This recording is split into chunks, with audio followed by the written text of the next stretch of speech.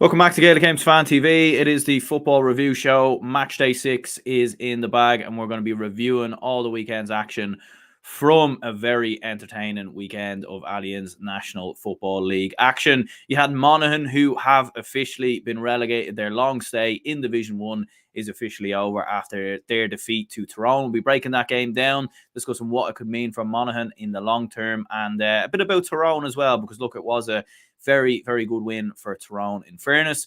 Also discussing many other games up and down the country. Roscommon look all but relegated after a defeat to Kerry. Dublin keep on winning after their win versus Galway. Derry with a big win versus Mayo. And looking down in Division 2, big wins for the likes of Armagh and Cork, of course, down there as well. Louth with a huge win versus Fermanagh. And Donegal relegating Kildare as they lose 6 on the bounce.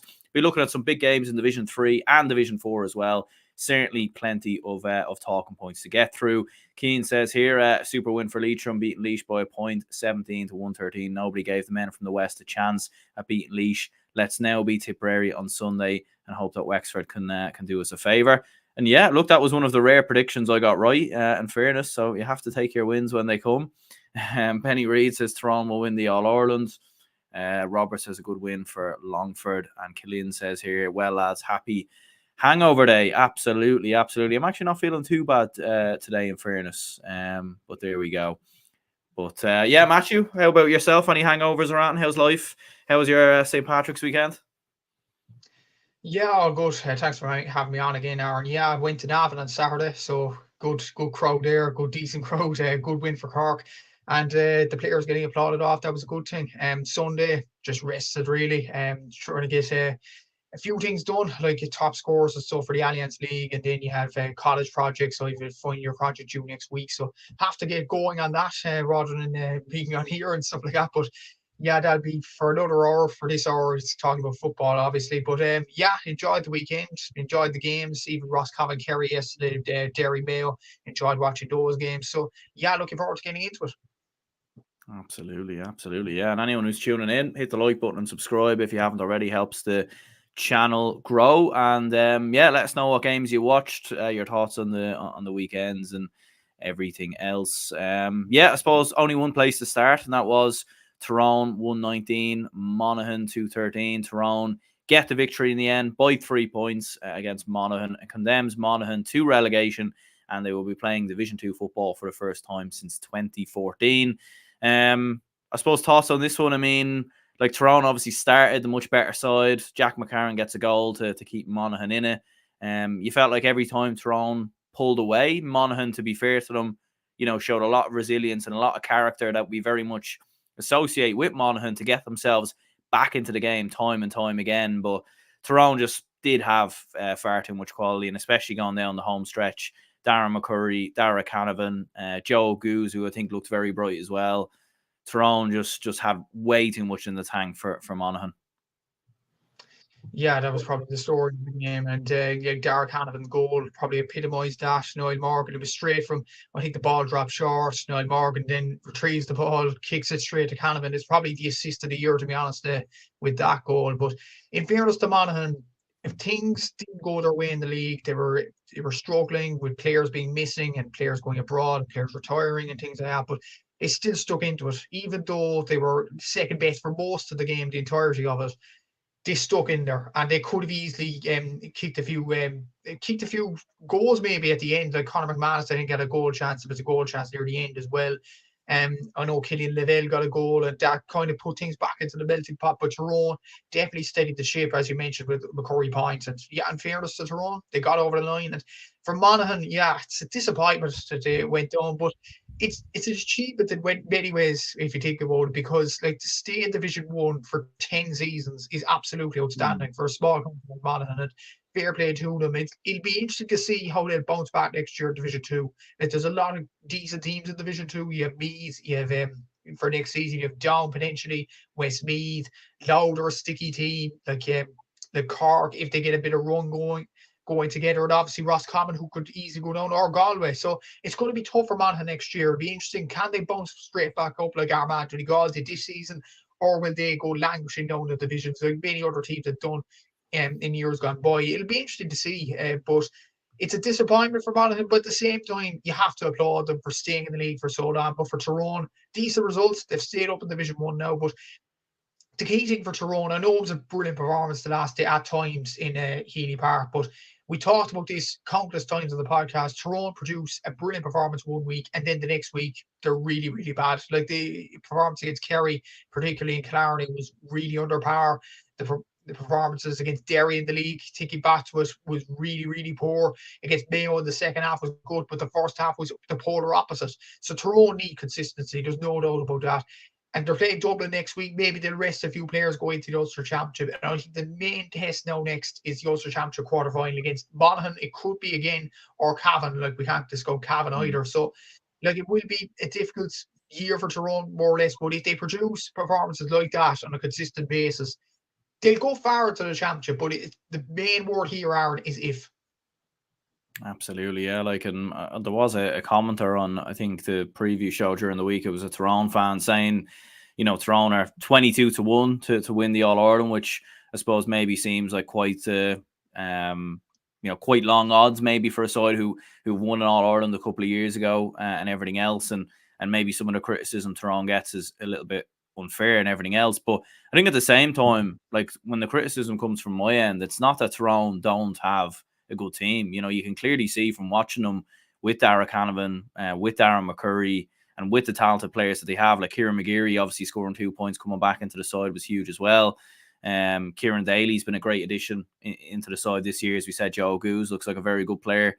So it was never that Tyrone didn't have the players. It was just for whatever reason over the last 3-4 years, they have had a lot of inconsistencies. And actually, when you look at it, like, Tyrone haven't put a run of 3 or 4 wins together, like, against top teams, and in general, really, over the last couple of years, like, since they've won that All Ireland. So I do think the criticism of them is quite fair.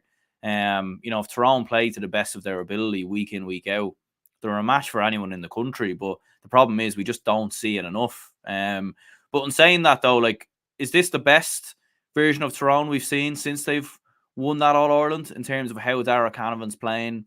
Probably footballer of the year, arguably, so far. Darren McCurry coming back in, some of the younger lads coming into the side as well. Like, is this the best Tyrone have looked since they won that All Ireland in 2021? It could be, but you could argue that Tyrone looked really, really good at the end of the league last year too. Look, against Armagh, that performance was very good on match day 7. They seem to be coming into their own, and even against Monaghan in the Ulster Championship, if you remember, they were very, very good in that game. And up until the Ryan O'Toole goal, they were going to win that. There's no doubts about it. But then once it went into the nitty-gritty stages of the All-Ireland Championship, against Armagh, granted, they were decent. Against Galway, they were okay and got a sending off through Frank Burns. Then it capitulated when they drew against Westmeath. I don't know how that happened. And no disrespect to Westmeath, they were a Division 3 team. They've done well in the last few seasons, winning the Tailteann Cup, etc. But Tyrone should be drawing to them. And to be honest, John Haslin could have easily won it in the last minute as well. So that was a signal that the writing was on the wall when that happened. Then, okay, they beat Donegal, but then they get trounced by Kerry and Croke Park. It's probably one of the worst Tyrone performances I've ever seen in an All-Ireland quarter-final. So, like, there is an argument that they have performed well in the league, and particularly against sides like Monaghan in the second half against Mayo. But let's remember, we were talking about Tyrone as being kind of a dark horse at the end of last year's league, and even after the loss to Monaghan and Ulster. But look what happened afterwards. So that's the danger with Tyrone. I think people, journalists or social media influencers might think about backing Tyrone after what happened last season. So that's just my point. I do think there's excellent players there, as you mentioned. Kieran Daly, Dara Canavan is the top scorer from playing Division 1. I think it is. I think he surpassed Conor Hannon this weekend. I have to double check that now. But they do have excellent players, and even in defence, like Niall Devlin's a very good player. Conor Kilpatrick in midfield, Brian Kennedy or Van Mountains. Niall Morgan's having one of the best seasons of his career in a few seasons. But the problem is, and we've gone back to it over and over again, it's consistency. They do well against sides like Armagh, Monaghan, and then they struggle against Westmeath. They struggle to beat them. They struggled against Kerry and Croke Park, and they hammered Donegal. Like, it's just, I don't know how to describe it. It's very, very up and down for Tyrone. And even looking at your league form this year, I know you're saying that they have performed well in certain aspects of the game, but let's think about it in the league this season's league, for example. In match day 1, they beat Roscommon. Match day 2, they produced a terrible performance against Derry and lose. In match day 3, they beat Mayo in 2 polar opposite halves. I think actually match day 3 was against Galway, wasn't it? Or yeah, match day 3 was against Galway. They lost that. Match day 4 against Mayo, polar opposites of halves. First half they were terrible. Second half they were very, very good. Fifth match day against Kerry, they lose that in Killarney and probably comprehensively as well. And then against Monaghan, they were very, very good. But they have to produce maybe 2 or 3 good performances in a row. That's what they need to do to get to All-Ireland level. It's not a criticism of Tyrone in general. It's just a criticism, not criticism of the players, the management. It's just a criticism of their consistency when it matters most in the championship. Absolutely, yeah. And for any Tyrone fans who are watching, let us know in the comments live or after the replay what you thought of Tyrone's performance. And let us know your thoughts on going into the championship and everything else. Connor says here, Monaghan should have went down last year. A year or two in Division 2 will do them no harm. Gavin says someone on Twitter pointed out Monaghan down a division for first time since 2015. Cavan don't change a division for first time since 2015. Some Derby next spring. Yeah, it is quite a mad statistic and everything else for 2 neighbouring counties and 2 rivals and everything else. In terms of Monaghan, though, like they obviously do go down for the first time, as we said, since 2015. And obviously their long stay, their 9-year stay in Division 1 comes to an end. But what do you think has been the overall reason for Monaghan getting relegated? Because last year, as we said, All-Ireland semi-finalists, had some very good results in the championship, beating the likes of Tyrone. And this year, they beat Dublin on the opening day, and I think a lot of people maybe thought that Monaghan could, push on and maybe go for, try and get into a league final or something like that. And it's gone the complete opposite way. Like, they've been beaten comprehensively week in, week out. Obviously, this game against Tyrone was a little bit different, but overall, like, where has it gone wrong for Monaghan, do you think? Before I go into what's gone wrong, like, isn't it remarkable that me, you, and Seamus predicted that Monaghan would stay up in Division 1, and the 1 year that happens, they go down. It's just bait, isn't it? It really is. But in regards to what has gone wrong, I think one of a few things. Number one is, and it's not the temperament or the I would say effort, because Monaghan have that in spades and they produce it every time for their county when they go out in the field. That shouldn't be questioned.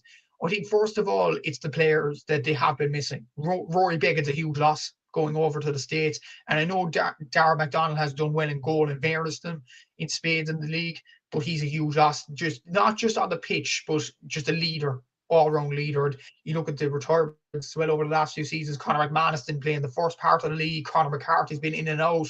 Darren Hughes hasn't appeared, as far as I know, in the league either. Kieran Hughes is retired. So to lose that amount of experience and talent is going to hurt anything.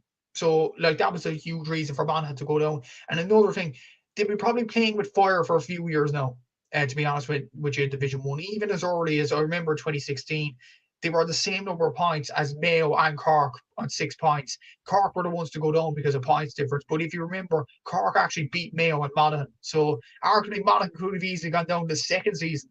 But they stayed in the league. They stayed plugging in there. And even in 2022 against Dublin, they could have gone down that year. They should have gone down. Dean Rock scores that goal and you're thinking, okay, Monaghan are going to go down here. Jack McCarron saves them and Monaghan stay up. Last season, they could have gone down. Like, if Mayo had something to play for on the last day, they could have gone down that year too. So it's kind of a situation like, compared to, like, remember Sunderland in the Premier League? They used to be very involved in the relegation dogfight in year out. And then in 2017, they eventually went down. But then the worry, and this is a worry for Monaghan fans, in 2018, Sunderland actually went down to League One. So could we see a kind of symmetry there that Monaghan go down to Division 3? I actually don't think it'll end up that way. I think Monaghan have a very good spine there. They have good young players coming through. But it is a possibility, and Monaghan maybe have to be careful about this. Maybe, and as the commenter said there, maybe a few years in Division 2 might help them just to develop even further, like playing against lower opposition, no offence to those sides in Division 2, but it's lower opposition than the likes of Dublin, Kerry, Tyrone, Mayo. So maybe it will help Monaghan in future seasons. But in the Ulster Championship now, it'll be interesting to see how they rebound against Cavan on the first day out. We'll see how the temperament then. And Cavan don't have a league final either and have had an excellent league campaign in Division 2. So that'll be a tough game, no doubts about it. So it'll be interesting to see how Monaghan bounce back in that game in particular. Absolutely, yeah. Like, I mean, is it the end of an era, do you think, for Monaghan? I mean, over the last 10 years or so, I think they've defied the odds on so many occasions. For such a small county with such a small population, very limited resources in comparison to many other counties, and it's obviously been discussed hugely, across the GAA world over the past couple of years. I made a video even on it myself, looking at some of Monaghan's achievements, obviously winning Ulster titles in 2013 and 2015, getting to All-Ireland semi-finals in 2018 and obviously last year as well. I mean, there's been maybe a talk about Monaghan over the last couple of years that at some point there is going to be the end of an era a little bit with Monaghan, because prior to obviously the days of winning that Ulster title in 2013 and everything else, and sort of the build up to that, Monaghan, for large parts, of probably both our lifetimes and even before that, Monaghan were a Division 3, Division 4 team. And I'm not saying they're ever going to go back down as far as that, because I do think Monaghan do have very good structures underage. They've been able to continuously produce players. And even some of the younger players that have come into the team this year have had a few good moments. So I don't necessarily think that will happen. But at the same time, is it the end of an era for Monaghan football? And is the days of Monaghan being what we knew them in terms of defying the odds, staying up in Division 1, competing for Ulster titles, are those days over? Maybe not permanently, but at least for another while. What do you think? There's a possibility it is. I think the effort is there for Monaghan. I do think the players are there. Like, there is young players coming through the ranks. Like Conor McCarthy's still young enough. Jack McCarron still has a few years left in him. Like, you still have Keelan Lavelle, who did very well the other night against Tyrone. Like, there is still players there for Monaghan that they can call upon. But I think the worry for them is what will happen when Conor McManus retires? What will happen when Darren Hughes eventually retires? What will happen when the older guard starts going slowly but surely? Like, it's going to be an interesting debate, and it looks like Rory Began, but it looks at age and talks in NFL that he is staying over there. Best of luck to Rory on that, and a side note, but that's a huge loss for Monaghan to have in goal as well. So there is an argument that it could stop, but I don't think it will. I think honestly, this could be the best thing that happened to Monaghan to go down, because like, if you're getting pummelings at Division 1, that's not going to help you in many ways. If you go down to Division 2, gain a bit of confidence, maybe you could get results then. And look at the Ulster Championship. Like, there's still a chance that Monaghan reach a semi-final. They have to play Cavan first of all, then Tyrone. And look at the Tyrone game tonight. If they get Conor McManus and Darren Hughes and all them back into the team, there's every chance that Monaghan could catch them on the hop in the Ulster quarter-final. I'm not saying they'll win the semi-final. No, they'll face Derry or Donegal the way the draw is going.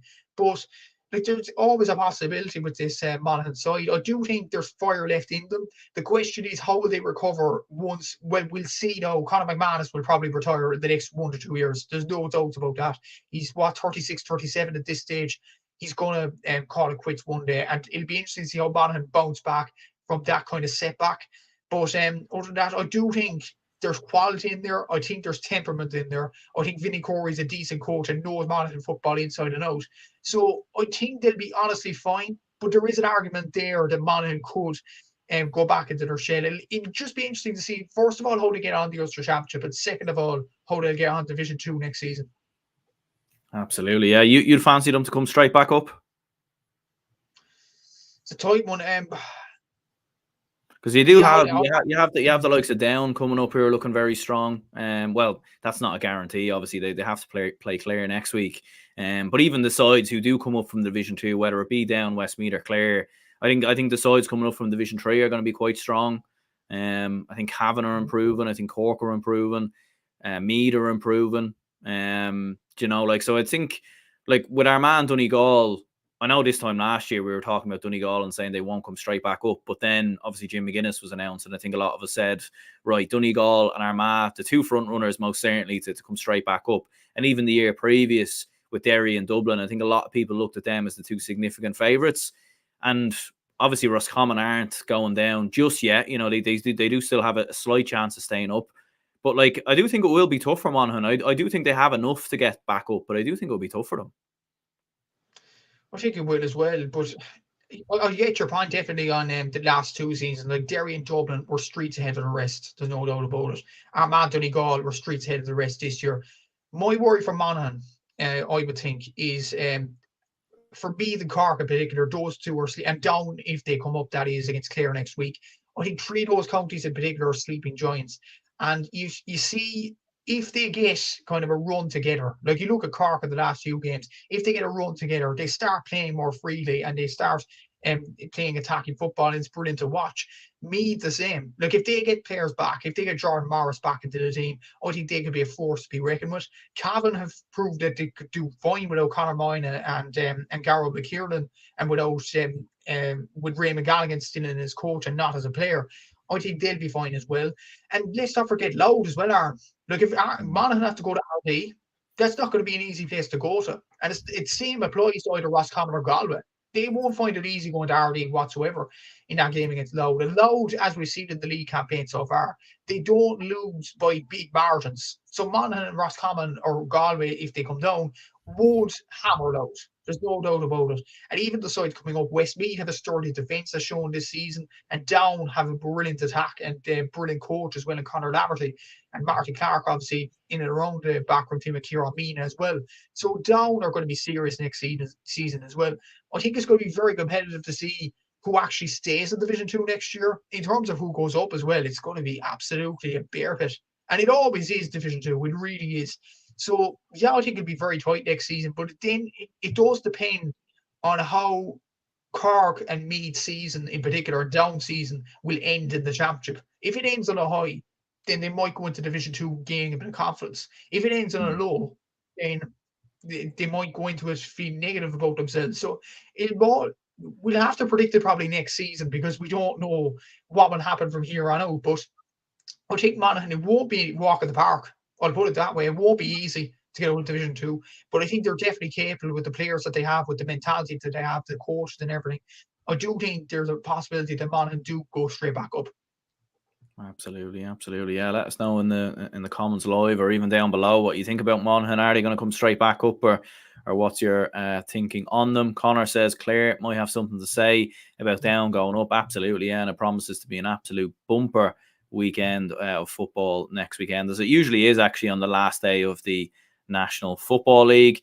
Moving on, it was Mayo 2-13, Derry 3-15. Derry do all but enough to secure a league final. It's actually not guaranteed just yet with Kerry on 8 points and Dublin on 10 points. There is a possibility of it going down to score difference if Derry were not to get over the line against Roscommon next week. So it isn't actually a guarantee for Derry just yet to be in a league final, but you would probably feel that they are more or less there. 10 different scores in total for Derry. Again, I think they're probably proving the perception wrong that they're, just reliant on Shane McGuigan. I think we're seeing multiple different players stand up, and like Mayo did show some fight in this game. They battled back on a couple of occasions when it looked like this game was going to be too much for them. Jordan Flynn obviously getting a big goal in the first half, but Derry proving to be too strong for the men from Mayo, and I suppose the Derry hype train rolls on for another week. Yeah, and why not? Because they've been absolutely outstanding in the league. Other than that Dublin game in Celtic Park, they have been absolutely exemplary, and there's no doubts about it. 10 different scores, as you mentioned, 75% shot accuracy from play, 69% overall. Like, this team is a monstrous team. There's no doubts about it. And their aim is to get an All-Ireland title on the board.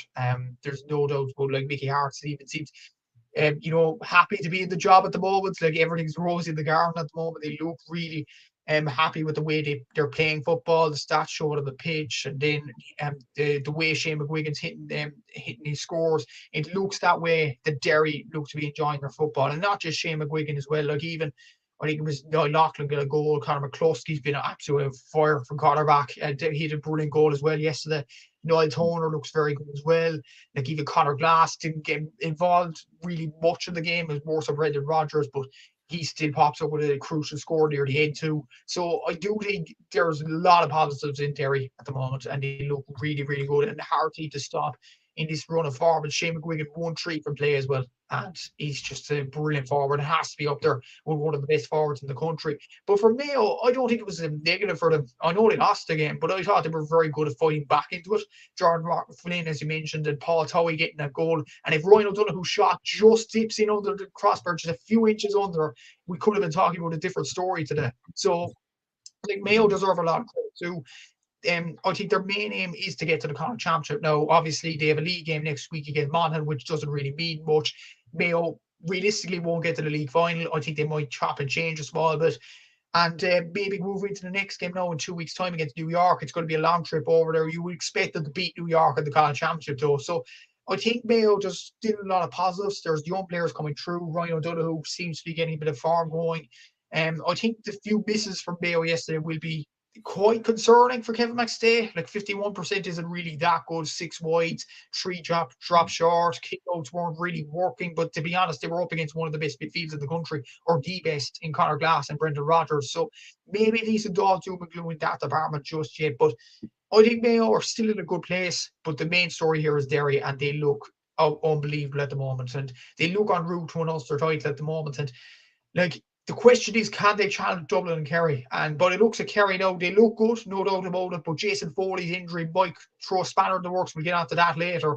But like, Derry look to be the real deal at the moment. They look really, really good. And yeah, they'll be going on to the league final. Well, it all looks rosy at the moment, but Kerry and Dublin, we'll have to see how they perform next week. I think if Kerry, the permutations though, if Derry lose next week and Kerry and Dublin win, then I think that would mean Kerry and Dublin will be the league final. I'll have to double check this now, but a point will be enough against a Roscommon team. They're fighting off relegation themselves. So you would have to fancy Derry to get to the league final. And maybe a national trophy is what this team needs to get a bit of confidence going, to signal that, yes, they can beat the likes of Dublin and Kerry.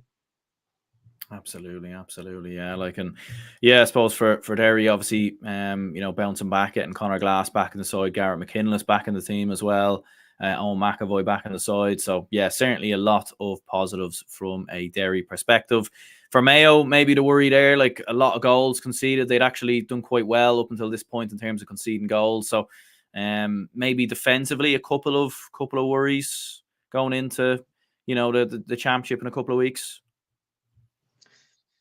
Potentially, but they have 2 games now to rectify that. Like, they have Monaghan in a game that doesn't mean much. Monaghan are already down, of course. And then they have New York, who, to be honest, New York, no offence to them, but they aren't up to the level of Galway or Roscommon and Connacht. There's no doubt about it. So Mayo maybe have an opportunity to trial a few fellas in defence, see how they get on. But it is a quick turnaround when you think about it, because after New York, it's most likely Roscommon in the Connacht semi-final. So they still have a lot to work on now going into that. So it will be interesting to see. But I think they're still in a good place. Like, they do have good forwards. And that's probably been the main problem with Mayo in the last few years, that they haven't had standout forwards. But you should see Paul Towie now yesterday. Once he went on the pitch, he was hungry for goals. Got the goal yesterday. Ryan O'Donoghue, Aidan O'Shea performed well in spades, and he was up for it in some facets of the game too. Jordan Flynn performed good in some aspects, and Matty Moran was very good in midfield at times in the game, especially in the last few minutes in the second half. Catching balls from kickouts was really, really good. So I do think there is positives on an attacking standpoint for Mayo, more defensively, but defensively they need to fix up on a few problems. If they don't do that, then they could be in for a tough Connacht Championship. But we'll have to see in the next few weeks. But the positive for Cavan McStay is he has 2 games and a few more training sessions before the impending Roscommon game to rectify these problems. Absolutely. Yeah, Gavin says here, is it possible with this Derry run that they could run out of steam like Mayo last year? What do you reckon? But Derry don't look like that type of team. And you see them last year. They got to the semi-finals with relative ease. Like, they got past the group stage with ease to beat Cork in the quarter final, and they challenged Kerry all the way. And that was, to be honest, I think Derry kind of went into that semi-final a bit naive, thinking that they'd stop David Clifford or everything would be fine. But Dublin showed in the league, if you stop Party, then you could go into further things after that. So, I think. Excuse me. Yeah, I think Derry are a very good team. They have good players around the middle, and Emmett Bradley still hasn't got a run of games in midfield. Look good against Dublin in spades. So I do think the fellas on the bench are making a huge claim as well. Like Corbett Murphy come on over the last few weeks, Lachlan Murray as well, and they do have players that will go for a full season. There's no doubts about it. Like there is an argument there considering the cutthroat nature of the Ulster Championship. They played Donegal first off after the league final, that is, and like Donegal are not going to roll down easily. And neither are Tyrone, Cavan or Monaghan in the semi-final, neither are Armagh in the Ulster finals. So I do think there's still a long slog of a season ahead for Derry, and not because Derry aren't contenders or anything. I just think the sides that they're playing are really, really good at the moment. So it's going to be tough in that facet for Derry, but I do think it won't be like Mayo last year. I think they'll get to a semi-final, potentially a final. They look good at the moment, and with Mickey Hart in charge, I don't think Mickey Hart will be the type of manager to let standards slip. I really don't. So I think Derry are in a good place at the moment, and yeah, they look good.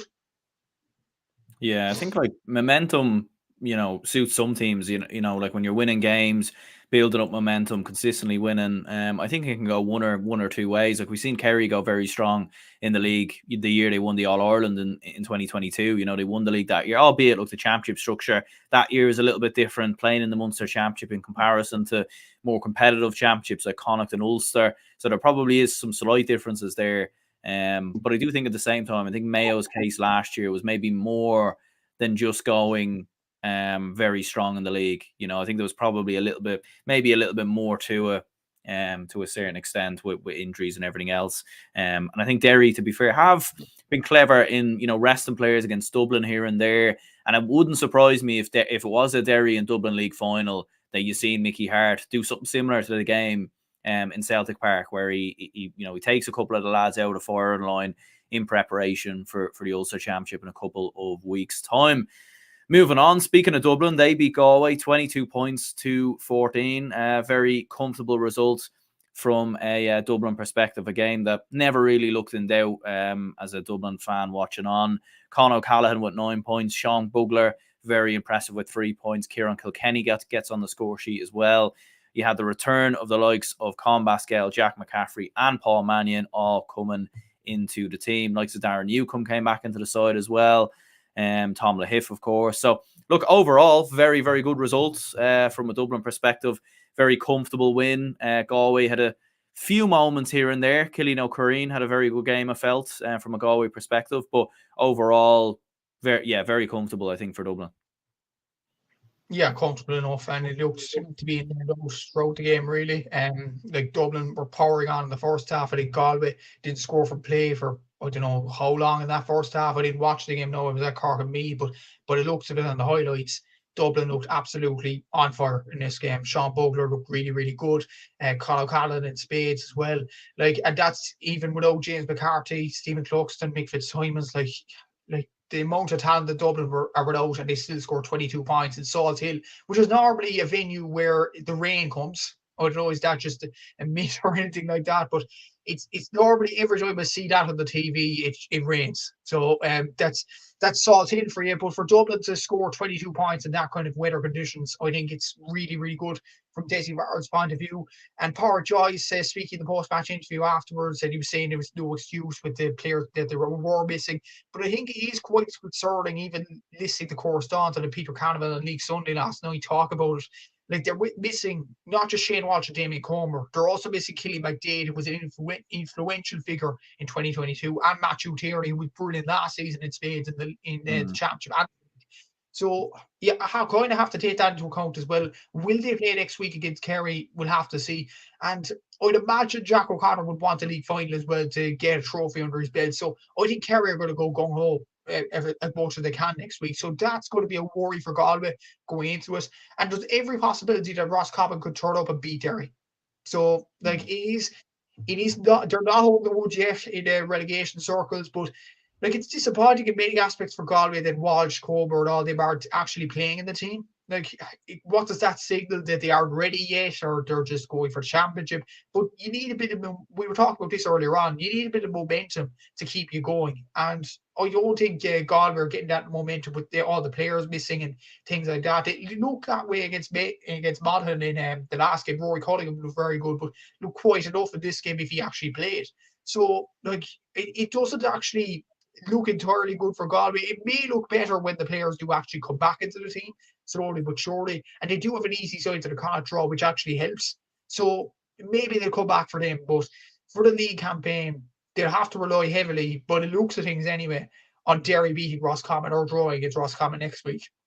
If Roscommon win and Galway lose, then Galway are relegated. So they have to be treading very carefully next week, or else they could end up in Division 2 by this time next year. Absolutely, yeah. Like, and from a Dublin perspective, like a few people saying there, Dublin are All Ireland favourites. Dublin are unstoppable. Like obviously there's still a lot of key players to come back into the side. We've seen Mannion obviously come off the bench. Still have Fitzsimons, McCarthy.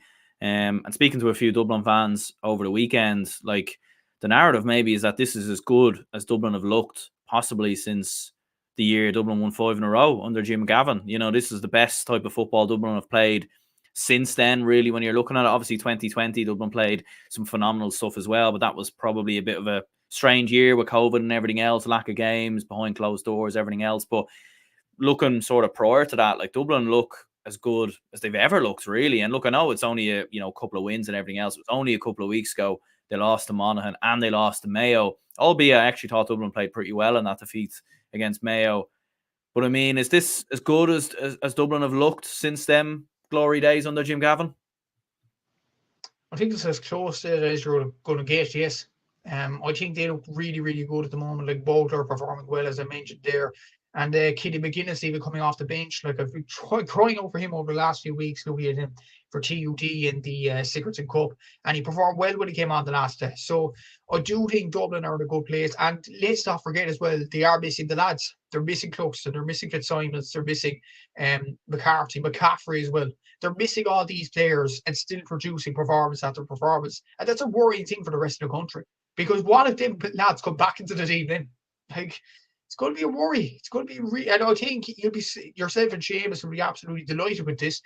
But they look all the contenders already with the players that are come back into the team. And isn't it amazing what a few wins can do are when you think about it? The first 2 games we were thinking about Dublin not really all the contenders, and they looked kind of not sharp enough. And then after the Mayo game, something seemed to switch. I don't know what it was. Did Danny Varrell change with the tactics or whatever? But it seems to be working. They look really, really good. The players look like they're performing for the manager. The team look good even without the lads I mentioned there, the experienced foes, if you like.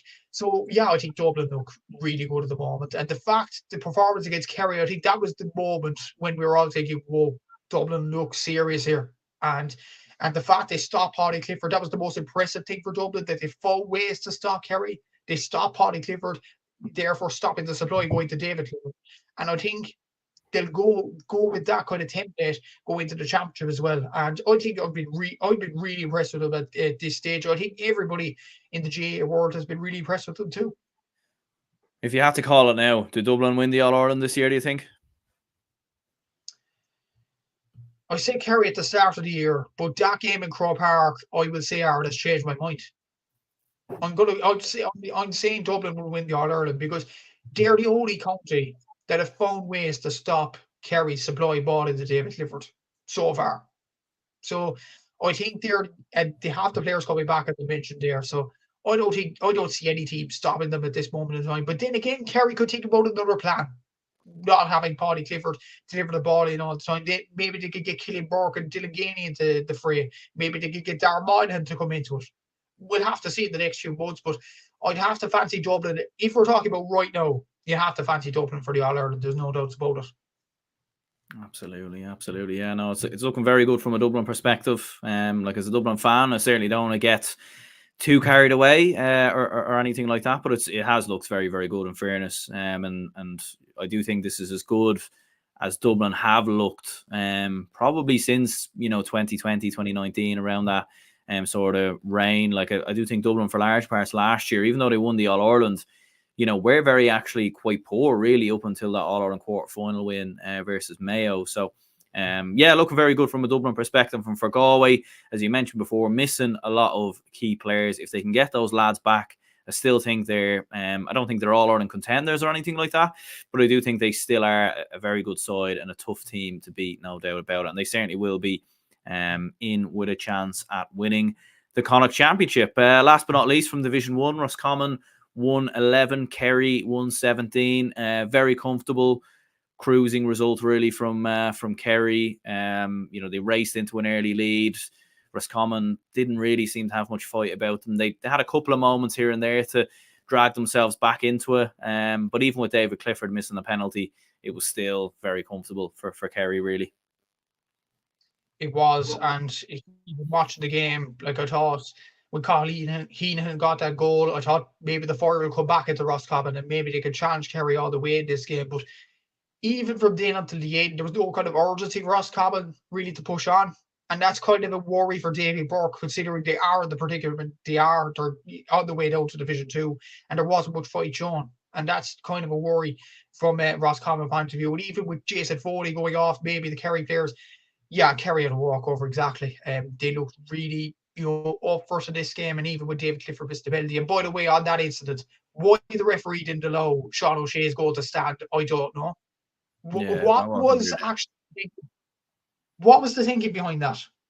Like I don't actually get it in many ways. Like he produced a very good finish. It would have been no doubt about it. If it counted, it would have been goal to the year because of how smart Sean O'Shea actually spun around and kicked the ball into the top corner. That was really good play.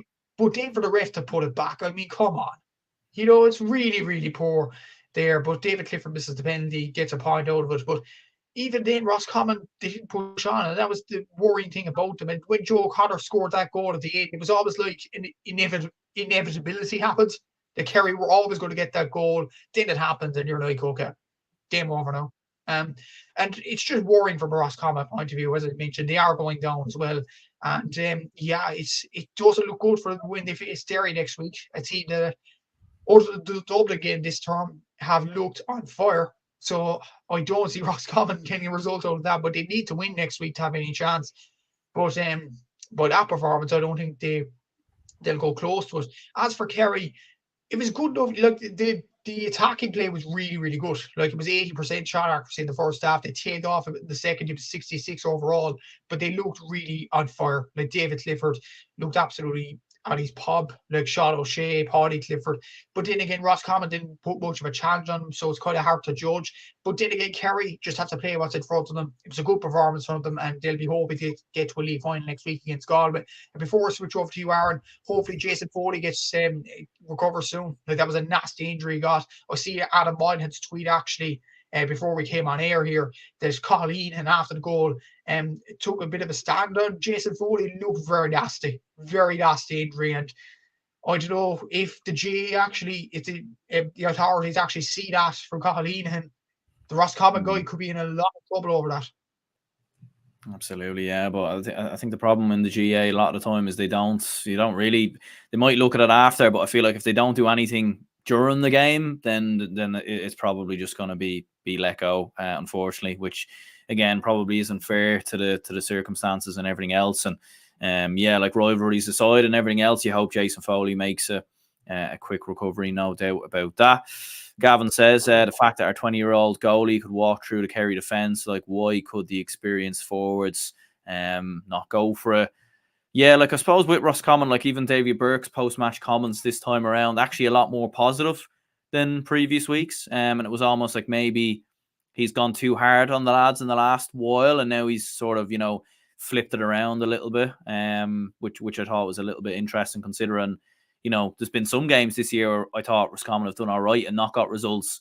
And, Davy Burke's come out and been very critical. Whereas actually in this game, I think he could have been very critical of his team, and he chose not to be. He chose to go the other way. So, yeah, like for Roscommon, I mean, they do still play Derry next week. And I know like maybe this is more of a chat for the preview show later in the week and everything else. But with the fact that Derry, they're obviously not confirmed of a league final just yet, but they're more or less obviously we'll throw the league table up in a few moments, like with score difference and everything else, they should be okay.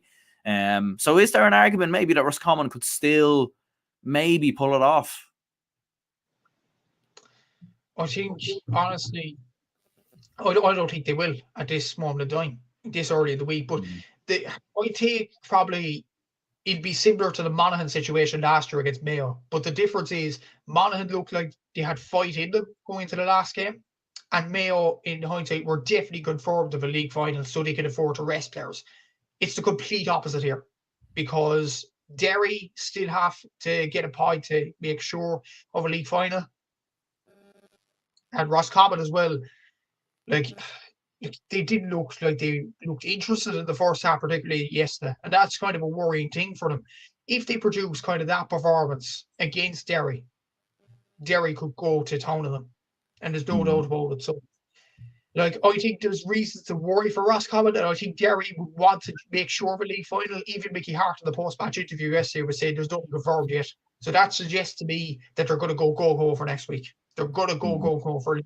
So the signs do not look good for Roscommon to stay up. And I think, honestly, Aaron, at this early stage, I think they could even go down to Division 2. But then again, we could be Roscommon fans could be laughing at us next week and saying that, I told you so, and we'll stay up in Division 1. But for right now, looking at the performances so far from both Derry and Roscommon, it doesn't look likely, does it? No, absolutely not. Like, even especially with Derry's depth in their panel as well, some of the fresher faces that they've introduced, still some, Garrett McKinless probably needs a bit more minutes and everything else. So, yeah, like, you could see Derry rotate their team a little bit against Roscommon and probably still come out with a victory. So, yeah, it's certainly not looking good from a Roscommon point of view. Gavin says, with Ben O'Carroll playing with Bridget's and UCD a split season, I think it need tweaking. Big blow for the league, but hopefully we should have them for the championship. And Gaelic says Roscommon don't look like a Division 1 side. Yeah, but even like aside from Ben O'Carroll, I just don't think we've seen enough from Roscommon's key players. I think Enda Smith has done well in moments. But even at that, I don't think we've saw enough from some of Roscommon's bigger players this year, unfortunately. And I think that's been probably one of the big reasons for them being in the predicament that they're in. Lastly, before we finish up on Division 1, just a word on Kerry. Like, does it suit them a little bit? And I was kind of thinking this before starting the show. A lot of hype, obviously, around Derry and Dublin so far this year, with Dublin's current run of form. Derry, obviously, how strong they've looked. Does it suit Kerry a little bit that, they're sort of, not that they're the third favourites right now, but they are sort of going under the radar ever so slightly? Like, the pressure maybe doesn't seem to be on them as much as it's on Dublin and Derry, maybe because Dublin and Derry have looked a lot stronger in the league, but you feel like Kerry have kind of just gone about their business very quietly so far. Yeah, you would say so. And looking at the attack-wise, yesterday they looked excellent in the first half. And I actually don't see how Kerry are rated so lowly by many people in the league. There's still some attacking talent there. David Clifford, Sean O'Shea, Paddy Clifford. There are some really, really good players there. And there's no doubts about it. But yeah, I do think, I think Kerry look good at the moment, and they look attack-wise, they look good. Joe O'Connor looks good in midfield. Dermot O'Connor still to come back into the team. You've Gavin White and wing back, looks good. Thomas Sullivan didn't even play yesterday, and they were comfortable enough, and that's probably the main thing for them. Shane Ryan looks good in goal. I think the worry for Kerry is out of their control. Obviously, it's Jason Foley injury. Who will they put into full back? I'm thinking in my head, they were talking about it on Sunday, but they didn't mention this guy, Stefano Cumber. Will they put him at full back? Because he has played there at under 20 level, he has played there at minor level. He's a very athletic player. He's played AFL before. He can take on any full forward that he has coming at down his path. I do think he's an excellent footballer. The problem is he hasn't got enough game time under his belt, and Jason Foley has got most of the games at full back. And that's a worry for Kerry. But then again, Peter Canavan commented last night, I definitely agree with him, that the last league game, Kerry are most likely not going to get to a league final. I think they'll beat Galway handily enough anyway. With the Galway were Wild Cobra, etc. I do think Kerry will beat them comfortably enough next week at home.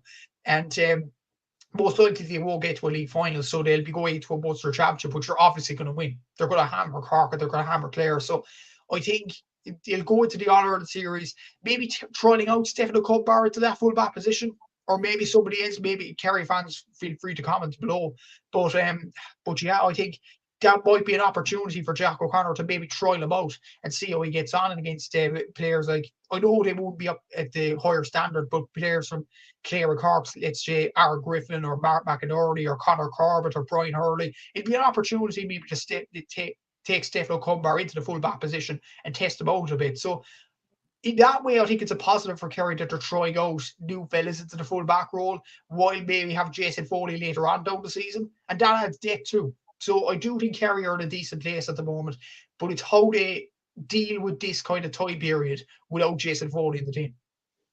Absolutely. Yeah, no, I think Kerry. I think the thing with Stefan Okumba is he hasn't really played too much for Kerry over the last couple of years. I know there's been injury problems there and everything else, but that probably is the issue, is that he just hasn't played enough. So whether Kerry would want to risk that, I'm not entirely sure. Just with the fact that you could try it out, fair enough, in the Munster Championship. But then when it gets to the group stages and you're playing big teams, that maybe things could go wrong there. So yeah, look, it'll be interesting to see what Jack O'Connor does. In fairness, looking at the league table, this is how things look. So as you'll see there, Derry and Dublin are both sitting in the top two. Derry with 10 points, Dublin with 8 points. Kerry are in third with 8 points as well. But as you can see there, a significant score difference swing for both Dublin and Derry.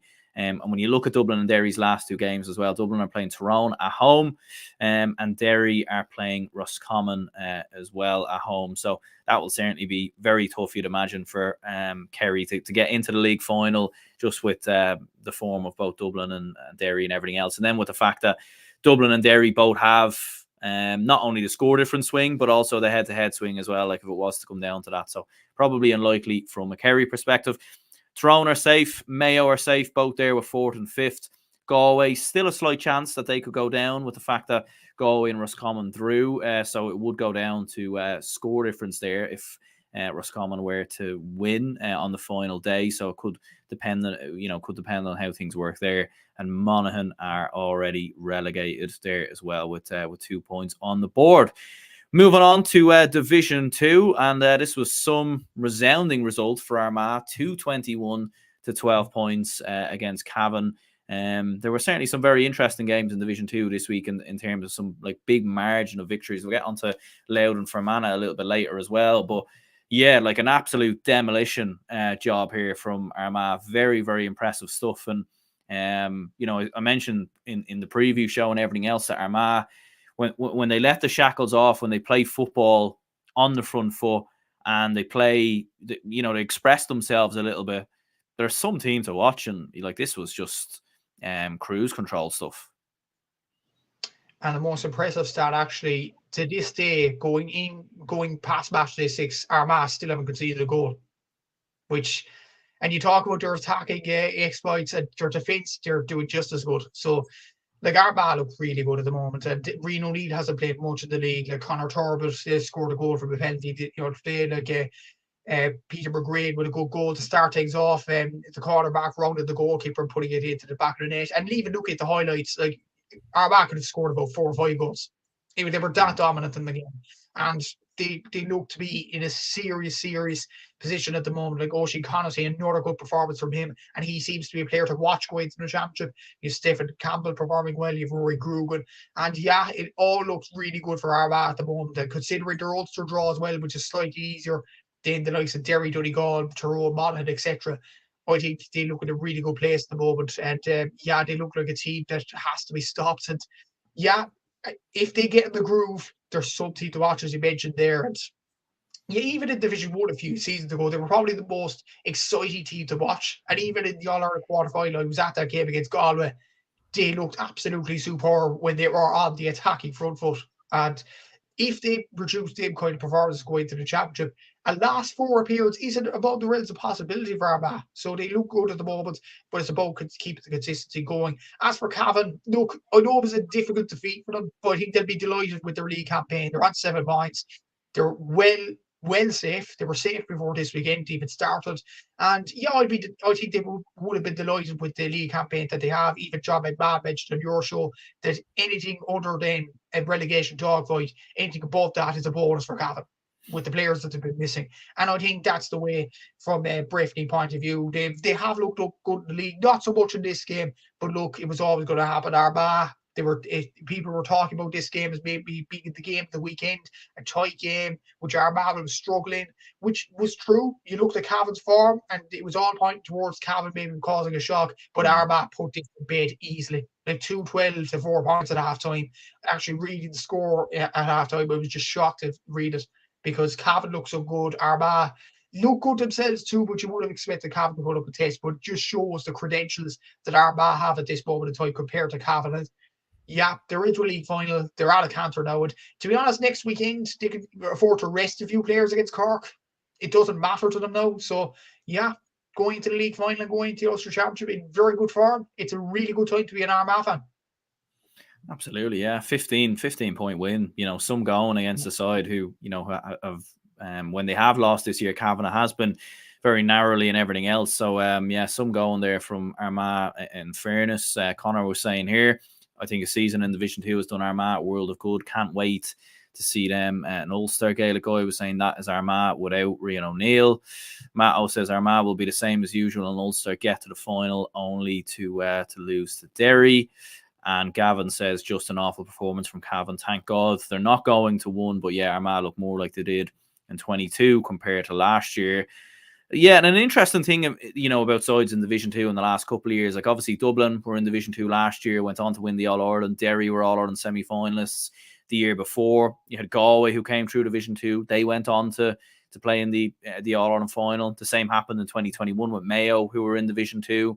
So, I mean, could Armagh maybe... Are Armagh All-Ireland contenders, do you think, or what do you reckon? I mean, fair enough, like it is Division 2, so it's a hard one to judge. They haven't played the same quality as Derry, Derry, Dublin, Kerry, and the likes of Tyrone and everything else in Division 1. But are Armagh maybe quietly just putting together a bit of a push here for not just an Ulster title, but potentially an All-Ireland? Because they haven't been a million miles off in the last couple of years, realistically. I know they've lost in quarterfinals, but they have lost them games on penalties. So I don't think they're a million miles off. What do you think? I don't think they are either. When you look at the players that they have at their disposal, the manager that they have, the all-round talent that they have all over the field, I do think there's a lot of potential for Armagh to reach an All-Ireland quarter-final. They look good at the moment. They look attacking, free-flowing. And what the most pleasing aspect for Armagh is they can play attacking, free-flowing football, and they haven't conceded a goal down the other end.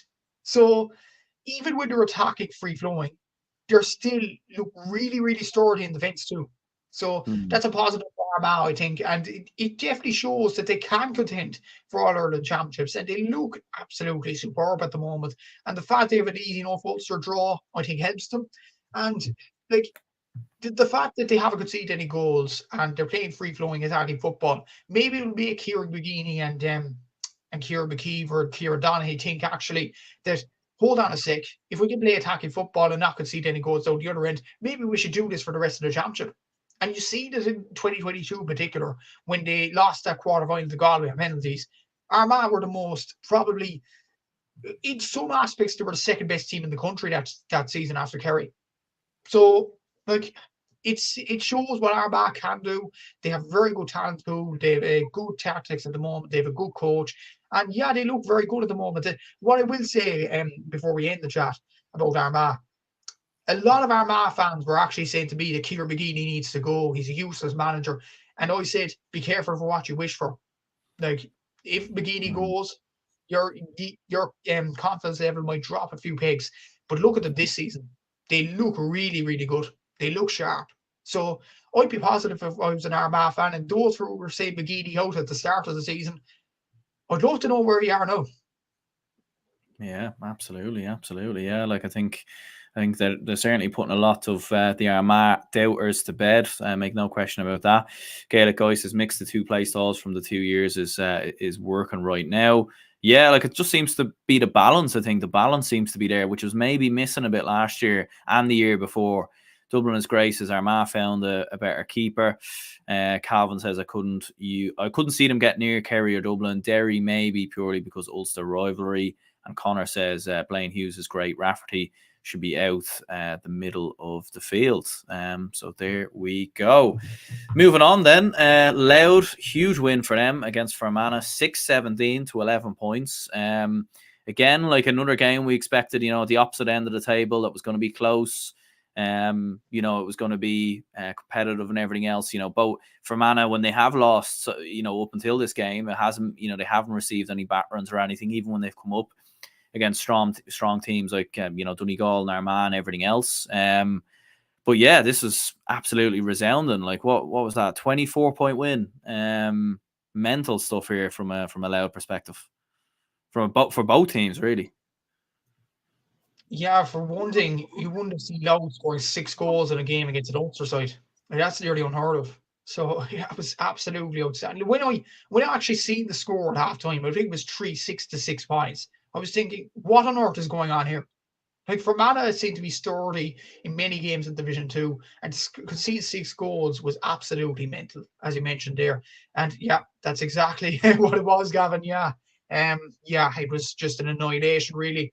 And I think the first goal that Louth scored was a bit of, naivety from Fermanagh point of view. They've done well in the league, but Ross Moore coming out to the halfway line in a crucial game. Then I think it was Samuel Roy just to knock the ball into an empty net. Like, that's just naivety in its own state of mind. And yeah, Fermanagh looked absolutely outplayed, outclassed, and Loud march on.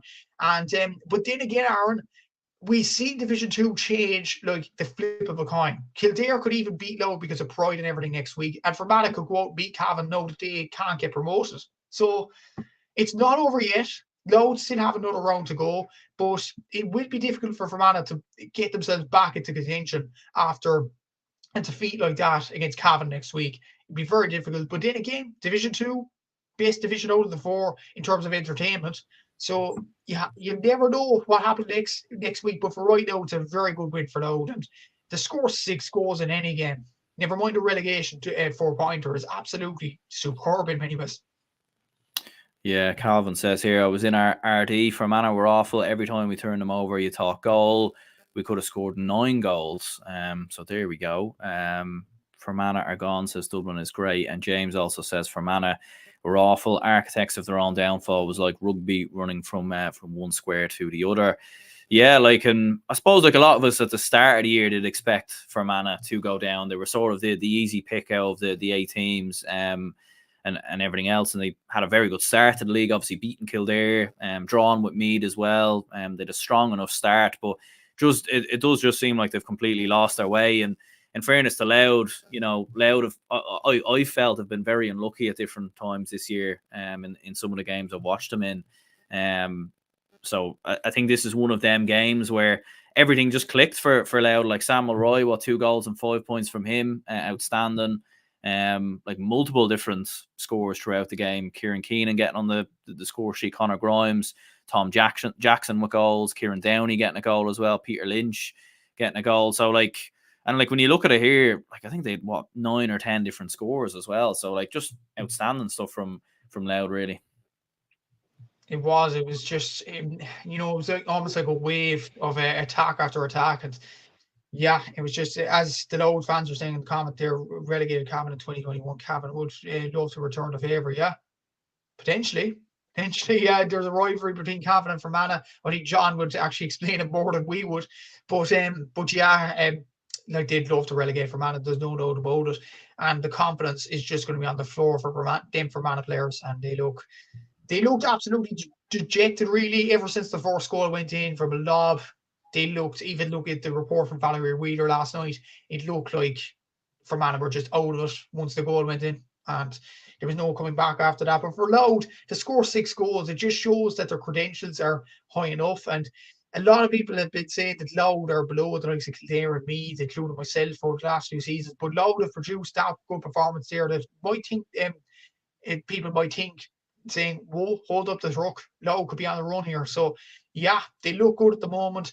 They go into the next game against Kildare. But as I said previously, there's a job to be done next week. They have to focus on that. A draw will be enough against Kildare next week, given the head-to-head record against Fermanagh. Now that they beat them, obviously, this weekend. So they'll be focused on next week, getting results against Kildare. But then again, it could all change. If they lose to Kildare and Fermanagh squeak a win over Cavan, that's all it takes, Aaron. So Loud have to be focused. It was a good win this weekend, but they have to focus for next weekend now. This attention has to switch pretty sharp, because that's what the league is. It's cutthroat, it's fast, it's it's quick game after quick game, and that's what Loud need to focus on now.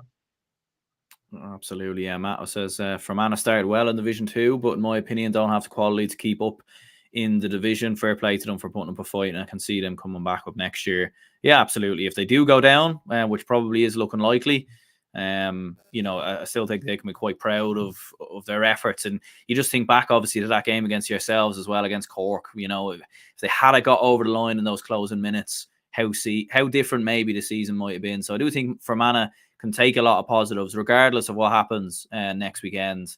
They should just really write the Loud game off and focus in. And if they're in the Tailteann Cup or whatever else happens, in Ulster and everything else, you would still look at them as one of the strong teams to potentially go far in that competition. In fairness, one team that we know is relegated was Kildare. It finished 1-8. Donegal 17 points. You felt like when Alex Byrne got that goal for Kildare, maybe they might be able to push on and get something from it.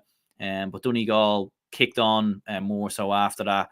And yeah, like it just seemed like a very comfortable result really from a Donegal perspective. Kildare certainly had their moments. And they can take maybe some slight positives from this game, but overall, like I suppose Donegal have beaten Kildare. Kildare, I think we've known for some time, have been relegated, and as Glenn Ryan said in his post-match speech or comments and everything else, maybe the relief will come a bit more now, and they can just focus on Leinster. Yeah, exactly. And I do think Kildare have showed a lot of fight over the last 3 weeks, in particular against Meath, against Cork, and in this game against Donegal. Like when Alex Byrne scored that goal, you were thinking, okay, there's a comeback on here. And the fact they only lost by 6 against Donegal, a Donegal team, by the way, who've been excelling in Division 2 under Jim McGuinness, I think it's a positive for Kildare. I really think so. And I think they'll take those performances hopefully into the Leinster Championship for their sakes and get to the Leinster final. They have Westmeath to play, they have Louth to play, and I think they're well capable of beating those sides. I know Louth scored 6 goals this weekend, but I do think Kildare, once they turn it on, they're still a very good side, and they are a dangerous side to be reckoned with. Like if they get Jimmy Hoyland back into the team, if they get Daniel Flynn playing more regularly, if they get Kevin Feely, Kevin O'Callaghan, I do think there's some very good players in the Kildare team.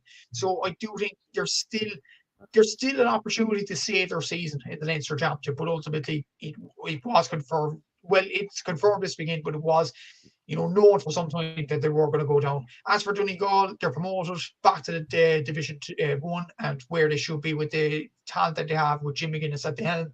And they could go into the Meath game now in Ballybuffet next week, not needing anything. They could just go in swimming and free into it. And maybe rest a few players, because let's not forget, after the Meath game, they have a league final against Armagh and Croke Park. Nice opportunity to get some silverware. And then they have Derry in the Ulster Championship. Tough game, but I think Donegal will definitely be, fancy their chances a small bit to challenge Derry in many ways. So, I think it's a good time to be a Donegal fan. Not so much of a good time to be a Kildare fan, but they can easily turn their season around once Leinster comes around in the next few weeks. Yeah, Gaelic Guy says, I still think Kildare can make the Leinster final, and Dublin was great, says Kildare were better than I thought. Yeah, like looking at the draw, like they do have Louth on that side of the draw. Westmeath are there as well. Like I would put Louth and Westmeath both ahead of Kildare right now, in my opinion. Obviously Kildare still have some big players maybe to come back, like Jimmy Hoyland and Dara Kirwan. Don't know the status of their injuries and whether they'll be back by the time the Leinster Championship comes around. It's not impossible for Kildare. But one thing I was thinking is, would it act like, because if Kildare get to a Leinster final, let's say they were to get past Louth and get past Westmeath, Westmeath in the quarterfinals, provided Westmeath beat Wicklow, which you would expect, and then obviously Louth, provided they beat either Carlow or Wexford, which you would expect as well. Kildare gets to a Leinster final. We know it's going to be Dublin in the final. I know Kildare had almost pulled off something miraculous last year against Dublin. You would imagine Dublin would beat them fairly comfortably in the Leinster final. Especially where Dublin are looking even better probably than they were last year.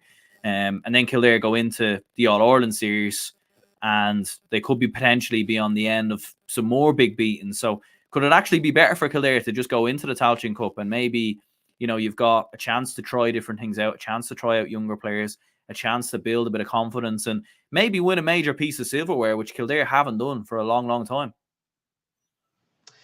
Maybe so, but at the same time, would Kildare and Glen Ryan and the Kildare followers want to be in the Tailteann Cup? The answer is no. They simply wouldn't. With the talent that's come through over the last few seasons, with the positivity that was there last year, challenging Dublin, beating Roscommon, and under 20 level winning the All-Ireland, that positivity might drain down after that if they go into the Tailteann Cup. But that's just the reality of it. I don't think, maybe it's a good point though, because Kildare are not going to win Leinster. There's no doubt, but I do think there's good players there, but Dublin are miles ahead of them. Do I think they'll win the All-Ireland? No, simply. Like, it's a really tough one because Kildare don't want to be in that position. And I know Kildare fans, like a few that I've seen online and stuff like that, they do not want to be in this competition. It's as simple as that. They want to be in the Sam Maguire Cup. They want to be contending for an All-Ireland quarter-final, an All-Ireland semi-final, stuff like that. Like in 2010, for example, they reached the All-Ireland semi-final. Those were the dates to be a Kildare fan. And they want to be back up at those stages again. And another thing as well, like if they get to the Tailteann Cup, those under 20 players might rethink and think, I'd be better off just going travelling here rather than playing in a second tier competition. Like the hunger won't be there in the Tailteann Cup as it is for the Sam Maguire Cup. You see what I'm saying, Aaron? Like it's just I think it's a different mentality from Kildare to different counties. And it's the same with Cork. It's the same with Meath. Well, we thought that would be last year, but they actually extended the Tailteann Cup last season. But you look at Down a few seasons ago, I think 2 seasons ago in the Tailteann Cup, the likes of Quayle Mooney and all them quit once they went to the Tailteann Cup. Once they lost to Monaghan, that was it. They just quit the panel after that. And the same could happen to Kildare. It could. So I do think there might be a bit of negativity around the camp if they end up in that competition. I do see your point on they could win a trophy, but I don't think it's Kildare County Board, the Kildare management, the Kildare players, and most especially the fans don't want to be in this competition. It's just the way it is. It's just the way inter-county teams like Kildare and the others work. But that's just the way it is. I don't think Kildare would want to be in the competition. And I think a lot of Kildare fans will agree with me on this more or less, but it's up for discussion maybe for Kildare fans in the comments below.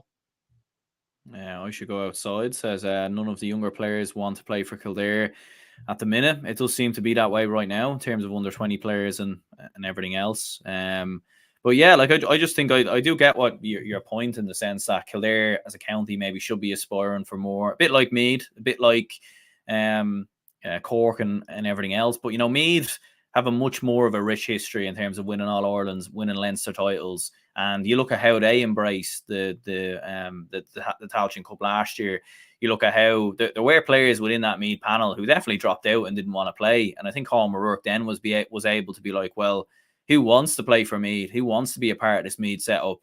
Made all the changes that he had to make, and then Meath went on a run and won that competition. And you've seen how much more of a togetherness is in the Meath panel now as there was this time last year, as an example. And I think that could potentially could work for Kildare. I really do. And I know, fair enough, they should be aspiring for more and everything else. But I think going into the All-Ireland group stages where, obviously with the way the structure is, they might finish third and then they'll go into a preliminary round. We don't know the draws and ins and outs and everything else. But even at that, I just don't think, if Kildare were if you could realistically see Kildare get to an All-Ireland quarter-final or a semi-final, you think, yeah, fair enough, let's go into the All-Ireland series. But I just think if they're going to be on the ends of heavy beatings and big results, which I think probably will happen, then I just couldn't see it doing them any favors right now, in my opinion. Yeah, it's a good point to make actually, and about Meath as well.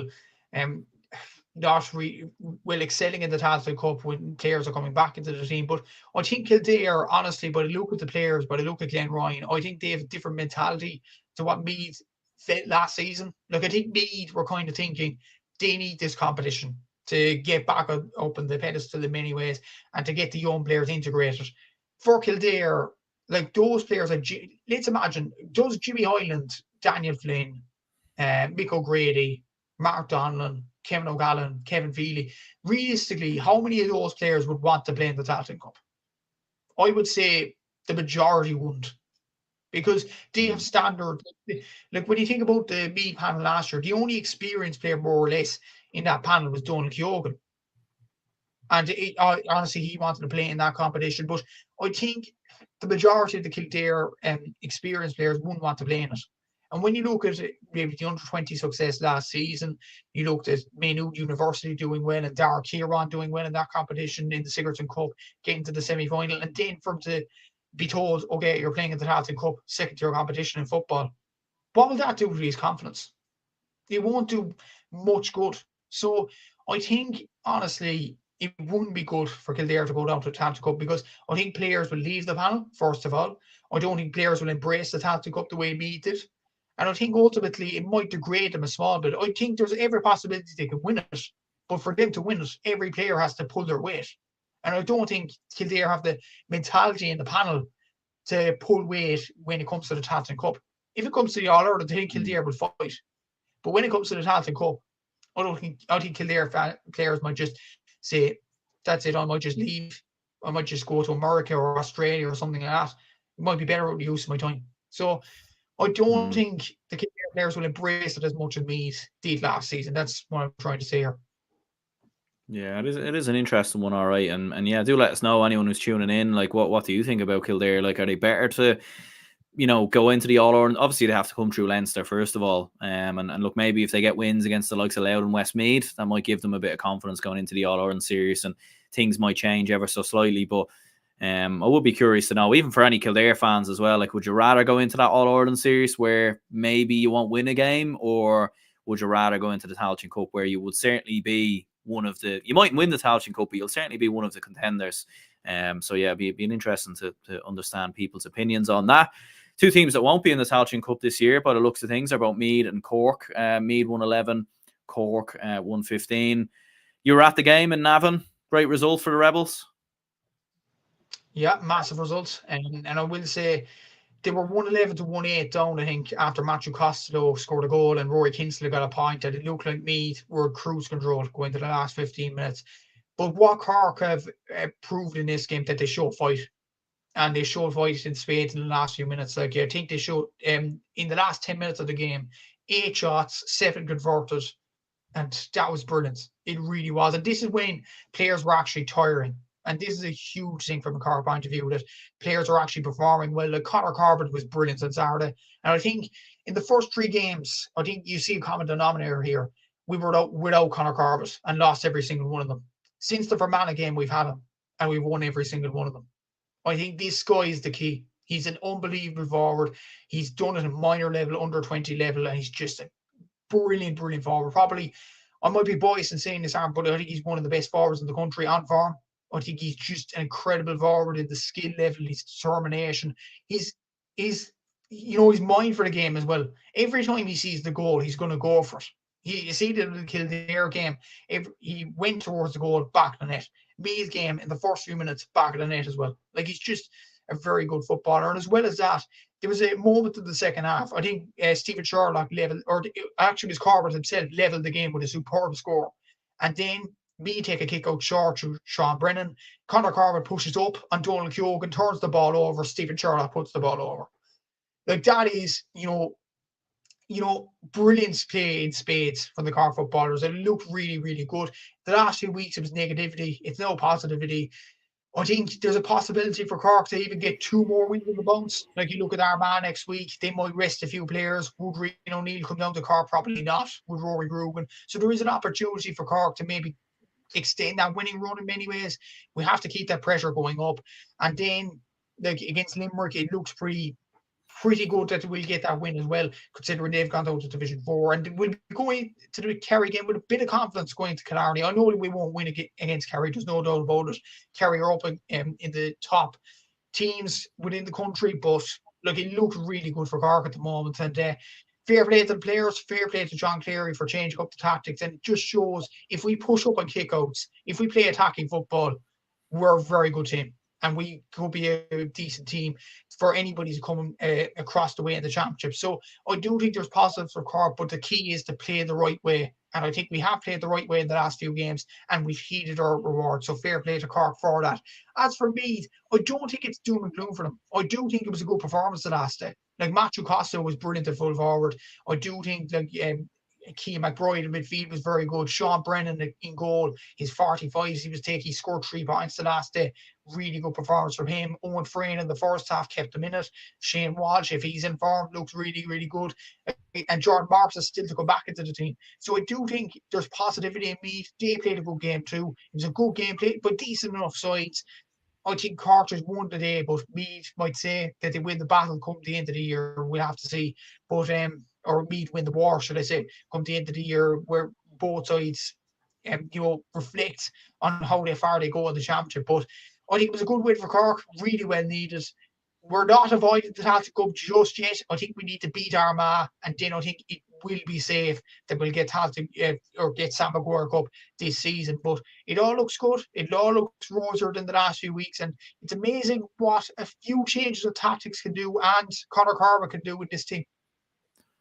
Absolutely, yeah. Like a few people saying here, Macy says here, Cork could have a 2020 Munster repeat coming there playing excellent football. And Gavin says, but Cork compete with Kerry in the groups, so why not in Munster? I mean, Kerry would obviously be massive favourites, but do Cork have any chance? Like, Jim Carrey in that meme, you're saying we have a chance? No, I was asked this on Cork's Red FM by Dan Casey. I checked out the show. If you haven't already, on Spotify, I was talking about the Cork and B game and stuff like that. And he asked me the same question. Do Cork have a chance of beating Kerry, or is that me being wishful? And I basically said to Dan, sorry, Dan, you're being wishful here. I don't think we're getting close to Kerry. I think the commenters here, no, we're not. Look, we're on a good run at the moment, but Kerry have outstanding players, Paddy Clifford, David Clifford, Sean O'Shea. And if they click, it really click. And they're in Canary as well. Cork haven't beaten them in Canary since 1995 in the championship. So I don't see it changing now. I don't think we'll beat Kerry. There is a possibility, of course there is, but I don't think Cork at this stage, I don't think we're capable of beating Kerry. Let's not forget, it all looks rosy at the moment, but we did lose to Cavan and Loud at the start of the league too.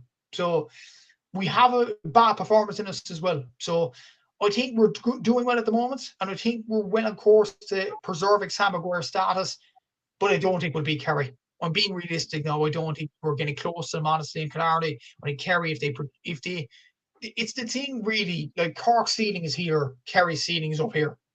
Kerry need to go down a few pegs for us to get to their level. And I think Jack O'Connor would want to beat Cork. I think he'd want to pummel us in many ways.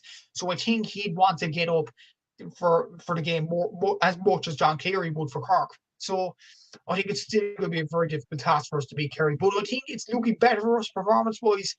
But to answer your question, Aaron, no, I don't think we're beating Kerry. Yeah, no, I don't think so either, in fairness. And I think, yeah, like it is strange. There has been some surprisingly close games between Kerry and Cork in the last couple of years, which maybe is a little bit surprising considering, how big the gap actually looks between both teams. But yeah, I think whatever way it goes, you would still expect Kerry to get the job done. So Division 2 looks a little like this. Armagh and Donegal are both promoted with 11 points. Cavan, Cork and Meath are all safe, so they've nothing to worry about going into the final game. Louth are obviously there with 4 points, and you've obviously got Fermanagh with 3 points. Kildare finishing bottom. Just on that, actually, like with the fact that the Tailteann Cup or with the fact that the All-Ireland Championship is structured the way it is with, Clare potentially, if Clare don't get promoted, it could be likely they get to a Munster final. So there could be a scenario, I think, where the sixth place team potentially does end up in the Tailteann Cup. So does that mean that there's still actually a bit to play for Cork going into the final game? Because actually, when you look at that league table again, like you'll see Louth there with plus 17. So they have a huge score difference margin. And if Meath were to get something in their final game, like there is the possibility Cork finish sixth. So you could still end up playing in the Tailteann Cup. Yeah. Yeah, I think it's a vital game next week against Armagh. And that's why I'm hoping the likes of Reno Need, Rory Grugan, Conor Turbot, all them will be rested next week. Because I don't think it's as important game for Armagh. It's a vital game for Cork because, as you mentioned there, sixth place could easily get in. Play devil's advocate for a moment. Clare already in the Munster final. They'll beat Tip and Waterford easily anyway. If Kildare get to the Leinster final and if Down get to the Ulster final, then sixth place is exempt from the Sam Maguire Cup. They'll go into the Tailteann Cup. So, like, if you're looking from that standpoint, it doesn't look good. It really doesn't. So yes, it is a vital game against Armagh next week. Meath might not be thinking the same thing against Donegal next week because they're already in the Sam Maguire already. Louth, like they'll be thinking kind of the same thing as well. Like they want to beat Kildare as well, judging by that kind of graphic. If we get a draw against Armagh next week, I think we'll be above. I think we should finish fourth or fifth, and that should be enough for us to preserve Sam Maguire's status. But then again, with the permutations and stuff, you never know. So I think to be better to be safe than sorry, I think we have to beat Armagh next week and avoid the Tailteann Cup once and for all. And that would be the key for Cork. next weekend. So yeah, there's still a lot to play for those middle of the ground teams, for Cork in particular, and for Louth more so than relegation, but for preserving Sam Maguire's status too. Absolutely. Yeah, we'll move on to Division 3.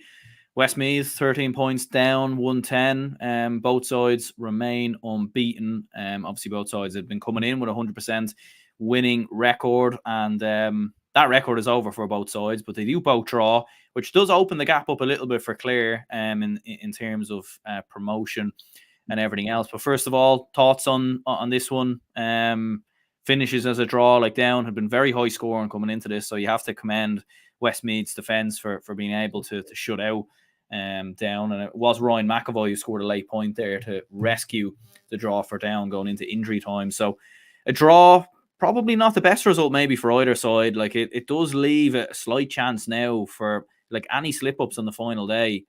And yeah, like after all the great work for either of these two, there is a chance one of them doesn't get promoted. Exactly, yeah. I'm going to see it'd be more a negative result for Down than it would be for Westmeath. I'm not sure who Westmeath are playing off the top of my head. Then ask him. I think it's Wicklow, isn't it, that they're playing? Yeah. So I think they'll beat Wicklow pretty handily, Westmeath. So that leaves Down and Clare, and that's a huge game next week. Actually, it's Sligo they're playing. Actually, sorry. Sligo. So. Yeah, that's a tight game as well. But then again, would Sligo want to prepare more for the Connacht Championship now that they're safe and they're middle ground? So Westmeath will find it easy. So there's a lot of ifs, buts, and maybes here. But I think Westmeath will probably be more positive about the draw than Down would. I know Down threw that Ryan McAvoy point and Daniel Guinness getting the goal, I think. But it looks at the game itself, it looked like Down would have been much happier with the draw. But now it means next week they have to get a result against Clare. If they avoid a slip-up against Clare, a last-minute fluky goal or anything like that, and Clare are up instead of Down. And Down will be kicking themselves if they let promotion slip at this stage, you know. So, yeah, they have to be on their toes next week. That's the big thing from a Down point of view. But the draw in this game in particular, is it a fair result? It probably is. Like Westmeath, Robbie Ford produced a very good performance in this game. It was probably a slow burner. The first half was poured off, scoring wise. Then it exploded in life in the second half. But I think Westmeath will be happier with the draw. Down will be going in probably with gritted teeth next week, going to the Clare game. I know it's in Park Esler, and I know the Down folk will be behind them. But Clare are a tough team. They're a tough cookie to crack. So I think it will be tough for Down next week, but for Westmeath, I think they should go up at this stage. Given that they have Sligo next week, it's either are essentially playing for nothing. Yeah, Gavin says very boring first half of the game's ending got very insane and entertaining with who gets the winner at the end. Yeah, well, it was going back and forth, and you weren't too sure who was going to potentially come out on top, and in the end, obviously finishes as a draw. And as we were saying, it was a huge result, obviously, for Clare, who got the better of Antrim by 3 points. It was Clare 15, Antrim 12. So, as you were saying there, it just gives Clare a slight chance going into the final game. And fair play to them, because a lot of people wrote Clare off very quickly at the start of the year. And they could very well still be playing Division 2 football next year.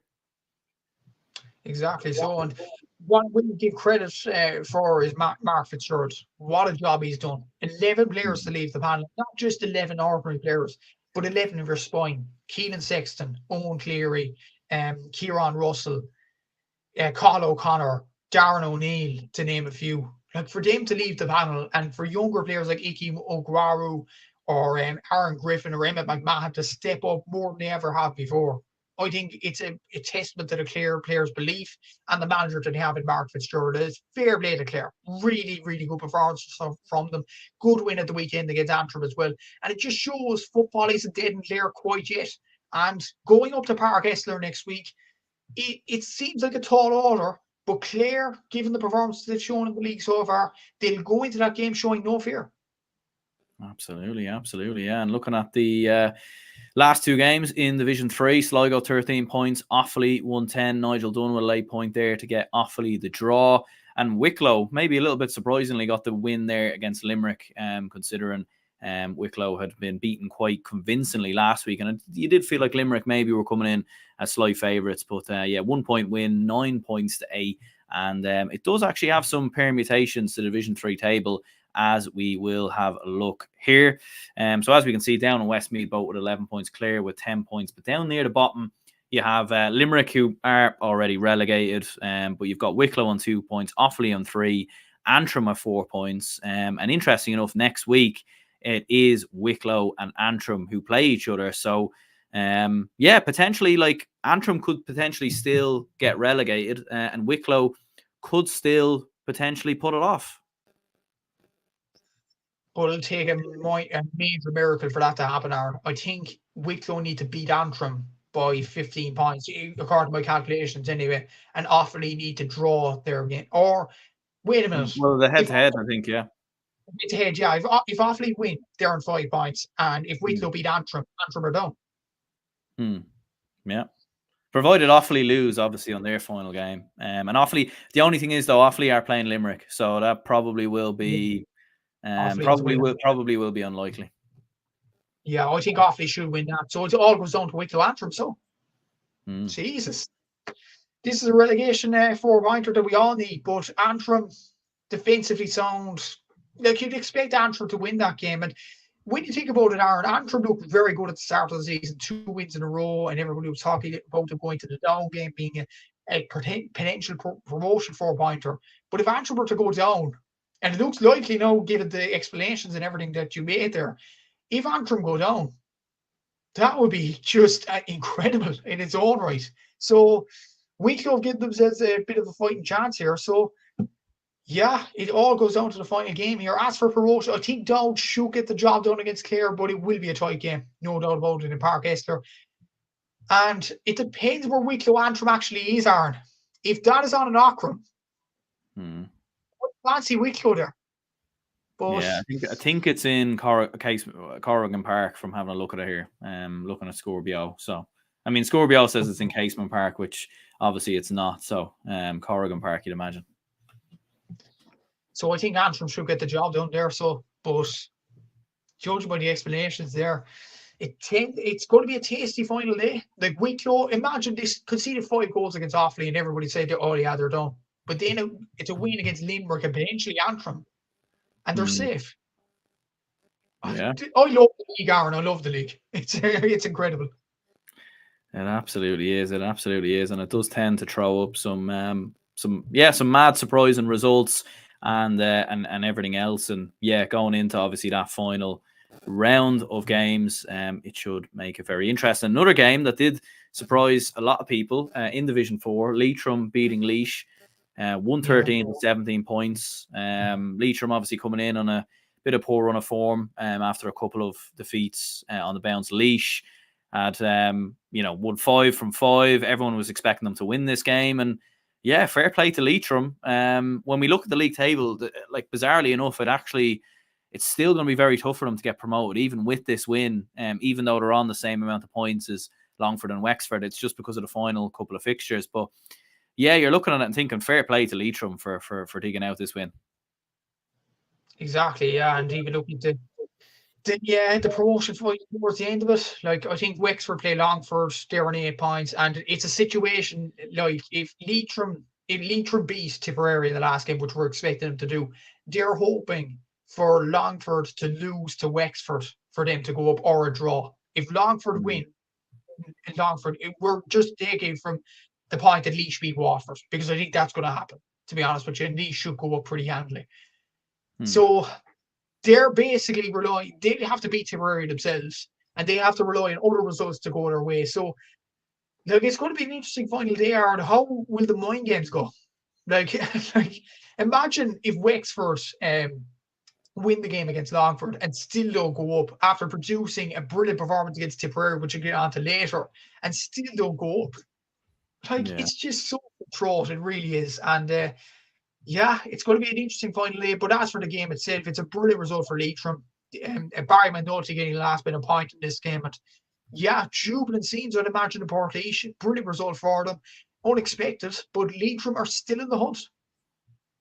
Absolutely, and Wexford are still in the hunt as well. They beat Tipperary 4-10 to 8 points. Sean Nolan with 2 goals. Mark Rossiter, 2 goals there as well. Is it like Wexford have been that kind of bizarre team in the last couple of years where they struggle with inconsistencies and everything else? it looks like maybe now they might just be finally, kicking on a little bit in Division 4 and finally looking like they're going to get out of this division, because like when you look at some of the results they've produced in the last couple of years, beating the likes of Offaly in the Championship and everything else, you've expected Wexford at some point surely are too good for Division 4. And it's looking like now might finally be the year. But then again, like they could win the final game against Longford and still not go up, because their opponents that they beat in this game, Tipperary, are going to Leitrim next week, and it looks like Leitrim will win that game because Tipperary football is in a dire state at the moment. They will probably go into that more in the summer for another day. But for Wexford, it's a brilliant result. And Ben Brosnan obviously getting the record, equaling, I think, 174th appearance, which is a brilliant achievement for him. And Mark Rossiter, Sean Nolan, as you mentioned there, brilliant performances from them, getting a brace each. So, yeah, really good result for Wexford. They look to be on an upward trajectory, but probably the frustrating thing for them is that they lost the game against Leitrim in match day, I think 3, if correct me if I'm wrong, through a last minute penalty from Ryan O'Rourke. That will come back to bite them more than likely. So it's disappointing for Wexford, but yeah, that's how the cookie crumbles with the league. It's just it's why we love it, isn't it? Absolutely, yeah. And Longford very much still in the mix as well. 14 points to 8 victory for them. Probably does rule out Carlow, but certainly does keep Longford's hopes alive. And London got their first win of 2024 against Waterford, 113 to 11 points. Obviously a game that didn't have much meaning in the reflection of the table and everything else, but I'm sure it will mean a lot to London to get their first win of the year. Thoughts on both them results? Longford, great result for them as well. And as we were saying, like it just opens it wide open going into the final round of fixtures. And the thing is, it is more than likely no Longford go up, because if they beat Wexford, they'll be ahead of Leitrim on the head-to-head. Laois will beat Waterford more than likely next weekend, so Longford will go up. So all they have to do was produce a good performance against Wexford. So they're in a very, very good position at the moment. And let's not forget, Aaron, after 2 games against Laois and Tipperary, they lost both games. For them to go up after that, potentially, is some turnaround. And fair play to Longford for that.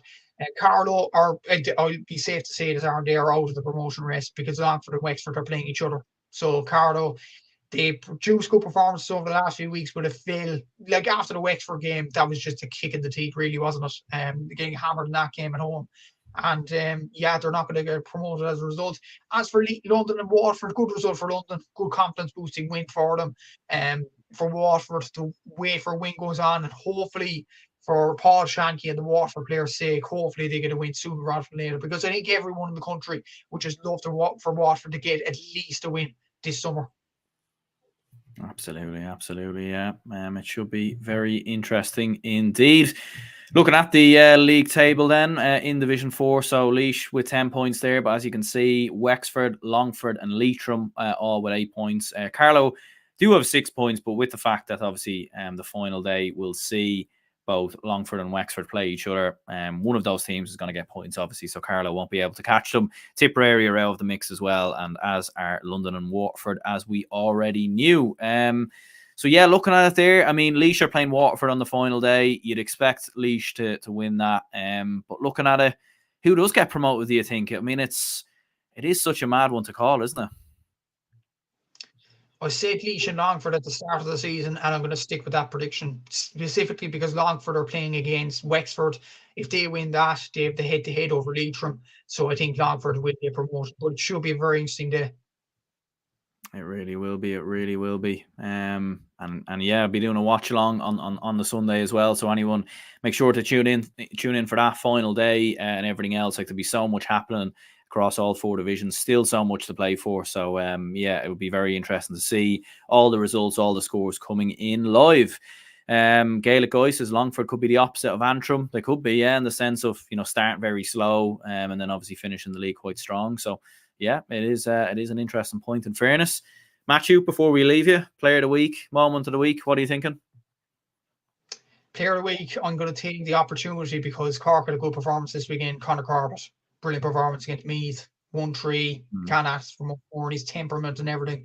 He's just an exceptional footballer, so I'm going to give it to Conor Corbett. Moment of the week, if you don't mind, I'm going to give it to 2 moments. Number 1 is Waterford Camogie, after reaching the All-Ireland final last season, were the Grand Marshal of their city parade, and that was brilliant for the Waterford people, just to allow them to be part of that and be the Grand Marshal, and probably just noticing their achievements from last season because they broke barrier in many ways. So brilliant from Waterford. And another month as well for the Tyrone and Monaghan game. Niall Devlin lost his brother Cavan this week, and for him to play against Monaghan was just showed a lot of guts. And obviously, condolences to the Devlin family. Brilliant.